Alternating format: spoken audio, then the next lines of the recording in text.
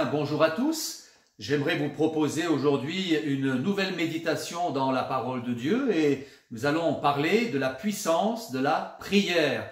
Pour ce faire, je vous invite à lire avec moi un texte dans les Actes des Apôtres au chapitre 9 et au verset 36 où il est question d'une femme qui s'appelait Dorcas. Et je lis ceci: il y avait à Joppé parmi les disciples une femme nommée Tabitha, ce qui signifie Dorcas. Elle faisait beaucoup de bonnes œuvres et d'aumônes. Elle tomba malade en ce temps-là et elle mourut. Après l'avoir lavée, on la déposa dans une chambre haute. Comme Lyde est près de Joppé, les disciples, ayant appris que Pierre s'y trouvait, envoyèrent 2 hommes vers lui pour le prier de venir chez eux sans tarder. Pierre se leva et il partit avec ses hommes. Lorsqu'il fut arrivé, on le conduisit dans la chambre haute. Toutes les veuves l'entourèrent en pleurant et lui montrèrent les tuniques et les vêtements que faisait Dorcas pendant qu'elle était avec elles. Pierre fit sortir tout le monde. Il se mit à genoux et il pria. Puis, se tournant vers le corps, il dit: « Tabitha, lève-toi » Alors, elle ouvrit les yeux et ayant vu Pierre, elle s'assit. Il lui donna la main et la fit lever. Il appela ensuite les chrétiens et les veuves et la leur présenta vivante. Dans ce texte, il est donc question d'une femme qui s'appelait Dorcas, on l'appelait aussi Tabitha, et ce nom est très intéressant puisque Dorcas, ça signifie la petite gazelle. Et j'imagine qu'on avait donné ce nom à cette jeune femme parce qu'elle était remplie de vigueur, pleine de dynamisme, elle était pleine de vie, débordante d'énergie, certainement des projets plein la tête. C'était une femme active, bouillonnante de projets. D'ailleurs, le verset 36 nous dit qu'elle faisait beaucoup de bonnes œuvres. Et en lisant ce passage, nous comprenons aussi qu'elle était particulièrement habile de ses mains puisque elle faisait des tuniques, elle faisait des vêtements. C'était aussi une femme qui était particulièrement généreuse parce que il est dit dans ce texte qu'elle faisait beaucoup d'aumônes. Donc c'était une femme qui était remplie de qualité. Et un jour, le malheur a frappé à sa porte sans prévenir, d'une manière tout à fait brutale. Il est dit au verset 37, elle tomba malade et elle mourut. Et cette femme qui était débordante de vie, pleine de projets, d'énergie, d'enthousiasme, la petite gazelle, soudain, s'est arrêtée net et elle a été comme stoppée en plein vol. La maladie a frappé à sa porte, la mort est arrivée à l'improviste. Et je pense que dans ces moments-là, on se pose toutes sortes de questions. Pourquoi le malheur frappe-t-il à ma porte? Pourquoi moi? Ai-je fait quelque chose de mal? Y a-t-il un Dieu quelque part? Et cette femme donc est tombée malade et l'issue a été fatale. Mais j'aimerais vous dire qu'au travers de ce passage, je peux affirmer, nous pouvons affirmer que Dieu n'avait pas dit son dernier mot.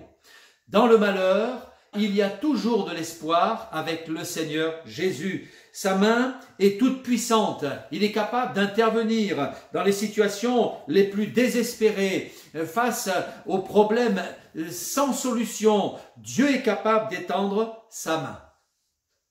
Dans le psaume 95, au verset 4, je lis ceci: « Il tient dans sa main les profondeurs de la terre, les sommets des montagnes sont à lui, la mer est à lui, c'est lui qui l'a faite. La terre aussi, ses mains l'ont formée. » La Bible affirme que Dieu est le Créateur. Par sa main, il a fondé l'univers. Par sa main, il a rempli les océans. Par sa main, il a créé les montagnes.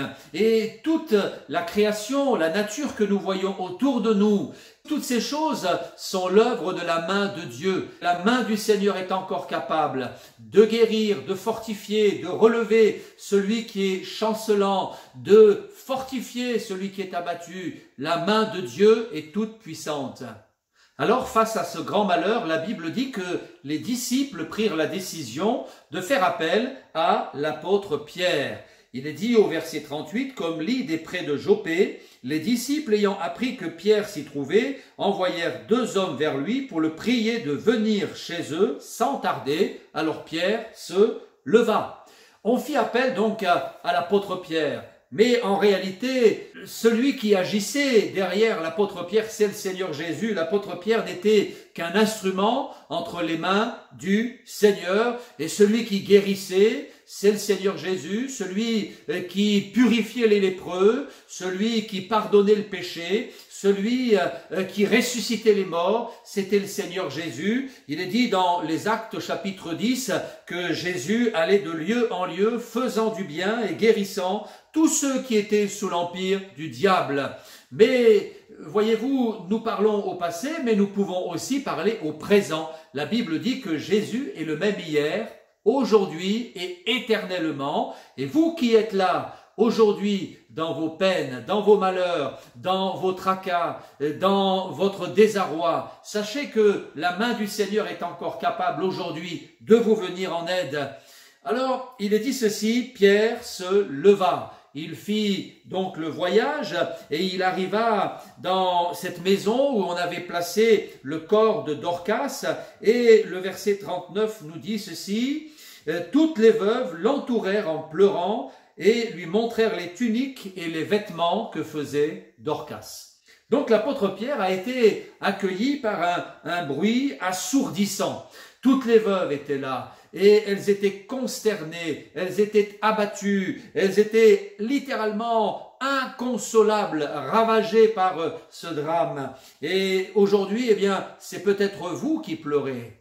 Aujourd'hui, c'est peut-être vous qui êtes en larmes. Et il y a peut-être dans votre vie un grand malheur qui a frappé à votre porte, qui s'est invité de manière brutale. Peut-être que c'est la perte d'un être cher, et là, vous êtes dans le deuil.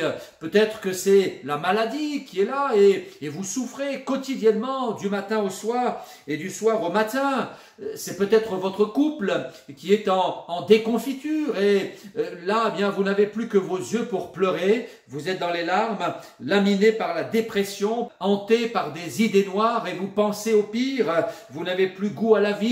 Peut-être avez-vous été trahi, abandonné, violé, délaissé, brisé, et vous êtes en larmes, un peu comme ces femmes qui étaient là, atterrées, abattues, inconsolables. Mais la Bible dit dans le psaume 34 au verset 7, « Quand un malheureux crie, l'Éternel l'entend et il le délivre de toutes ses détresses. » Alors je vous dirai aujourd'hui, vous qui pleurez, vous qui faites monter des cris de détresse et de désespoir vers le ciel, Dieu vous entend. Dieu a des oreilles pour entendre. Dieu a un cœur pour partager votre souffrance.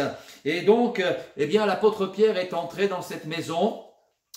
Il a trouvé ces veuves qui étaient là en larmes. Et il est dit qu'il fit sortir tout le monde. Et le verset 40 nous dit ceci, « Il se mit à genoux et il pria. » Pierre prit la bonne décision. Il se mit à genoux. Et là, il fit monter une prière vers le ciel. Il a invoqué le Seigneur. Et sa prière est montée auprès du trône de la grâce. Dieu a entendu sa voix. Il est écrit dans le psaume 50 au verset 15. Et c'est Dieu qui dit cela par la bouche du prophète. Il est écrit ceci, « Invoque-moi au jour de la détresse et je te délivrerai. » Vous qui êtes dans la détresse, vous qui êtes dans la peine, je vous invite à faire comme l'apôtre Pierre. Mettez-vous à genoux, cherchez la face de Dieu, priez Jésus, invoquez son nom et vous verrez sa main agir. Vous verrez la gloire de Jésus dans votre vie. Il est dit ceci, après que Pierre ait prié, il est dit que Tabitha ouvrit les yeux et elle regarda l'apôtre Pierre. Il appela ensuite eh bien, tous les chrétiens. Il fit lever Tabitha et il la présenta à tous ses amis qui étaient là. La main du Seigneur avait agi alors qu'il n'y avait plus de solution, alors que tout était fermé, bouché, qu'il n'y avait plus d'espoir. Alors aujourd'hui, le message de l'Évangile, c'est un message d'espoir pour vous qui êtes là. Dieu vous aime, Dieu vous entend, il connaît votre cœur, il connaît vos larmes et il vous invite à le prier. C'est alors qu'il agira dans votre vie. C'est le message que je voulais vous apporter aujourd'hui. Que Dieu vous bénisse, bon courage et à très bientôt.